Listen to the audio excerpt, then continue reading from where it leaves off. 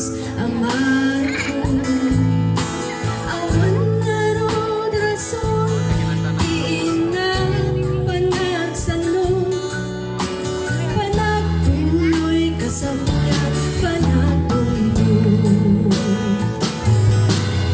Nang ika'y di Diyos, si Biblia gawan ng gana, saktan na amin kasabulan ti anak na.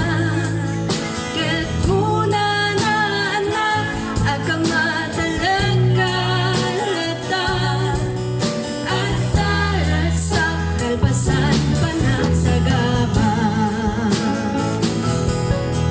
Ngenti kay di Diyos, si Biblia gawan ng gana, saktan namin kasabulan ti anak na. Ket kuna na anak agam matalaga lata, at tarat sa kalpasan panagsagaba. At tarak sa kalpasan panagsagaba. At tarak sa kalpasan panagsagaba.